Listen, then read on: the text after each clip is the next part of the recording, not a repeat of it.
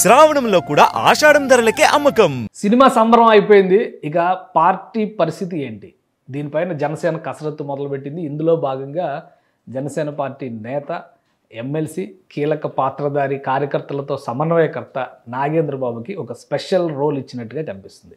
ఉత్తరాంధ్రలో ప్రాంతీయ కార్యాలయం ప్రారంభోత్సవానికి సంబంధించి నాగబాబు టీంతో, ఉత్తరాంధ్ర టీంతో భేటీ జరిపారు. ముఖ్యంగా విజయనగరం జిల్లాలో జరిగినటువంటి ఈ సమావేశంలో ఒక దిశానిర్దేశం చేశారు. ఇంట్రెస్టింగ్ కామెంట్స్ కొన్ని చేశారు. ఆ కామెంట్స్ ఒకసారి చూస్తే కనుక కార్యకర్తలకు మొదటి ప్రాధాన్యం అనేది ఆల్రెడీ ఆయన పదే పదే చెప్తున్నటువంటి మాట, పార్టీలో కార్యకర్తలు కోరుకుంటున్నటువంటి మాట. దీంతోపాటు ఆయన చెప్పినటువంటి ఆసక్తికరమైనటువంటి మరొక అంశం ఏంటంటే, రాబోయే రోజుల్లో ప్రతి జిల్లాలో పార్టీని బలోపేతం చేసే దిశగా అడుగులు పడబోతున్నాయి. ముందుగా ఉత్తరాంధ్ర నుంచి నాంది పలకబోతున్నాం అని ఒక జోష్ ఇచ్చేటువంటి అంశం.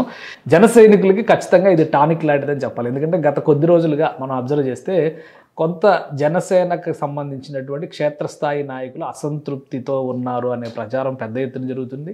కొన్ని సర్వేల రూపంలో వస్తున్నటువంటి డేటా ఇవన్నీ కూడా 3 పార్టీల్లో గ్రాఫ్ ఎక్కువగా డౌన్ఫాల్ అవుతుంది. జనసేనకి సముచిత ప్రాధాన్యం పవన్ కళ్యాణ్కి దక్కుతున్నా కార్యకర్తలకు దక్కడం లేదనేటువంటి విమర్శ బాగా ప్రచారంలోకి వచ్చింది.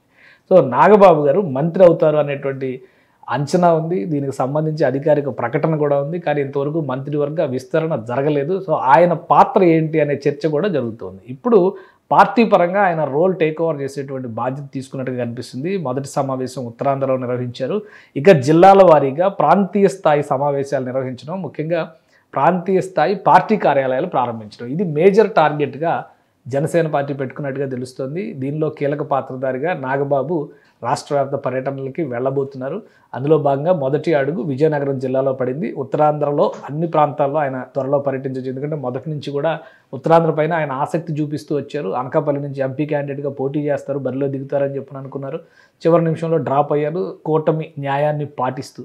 సో ఇప్పుడు పార్టీని బలోపేతం చేయాలంటే కనుక ఖచ్చితంగా అటు నాగబాబు, పవన్ కళ్యాణ్, నాదెండ్ల మనోహర్, ఈ ముగ్గురు 3 దిక్కులుగా పార్టీని నిలబెట్టాల్సినటువంటి అవసరం ఉంది అనేటువంటి అభిప్రాయం ఉంది. అయితే అధినేతగా కొంత ఒత్తిడి తగ్గించేటువంటి క్రమంలో నాగబాబు, అలానే నాదెండ్ల మనోహర్, ఇంకొక మంత్రిగా ఉన్నటువంటి కందుల దుర్గేష్, వీళ్ళ ముగ్గురు సమన్వయం చేసుకునేటువంటి అవకాశం ఉంది. ఒకరు ఉత్తరాంధ్ర, ఒకరు గోదావరి జిల్లాలో, ఒకరు కోస్తా ప్రాంతం, ఇక రాయలసీమ సమన్వయ బాధ్యతలు ఎవరు తీసుకుంటారనేది కూడా ఆసక్తికరంగా ఉంది. అధికారికంగా ఎవరికి డిజిగ్నేషన్స్ ప్రకటించకపోయినప్పటికీ కార్యకర్తల్లో జోష్ నింపే ప్రయత్నం నాగబాబు ప్రకటనతో చేశారని భావించవచ్చు. జనసేనకి ఇది ఒక పునరుజ్జీవన సందేశంగా చెప్పాల్సి ఉంటుంది. కూటమి ప్రభుత్వం ఏర్పడి సంవత్సరం అయిన తర్వాత చాలా చోట్ల కూటమి ఎమ్మెల్యేలుగా ఉన్నటువంటి ప్రధాన పార్టీ అంటే తెలుగుదేశం కావచ్చు, బీజేపీ కావచ్చు, అక్కడ తమకు ప్రాధాన్యం దక్కడం లేదు అనేటువంటి ఆవేదన జన సైనికుల్లో ఉంది.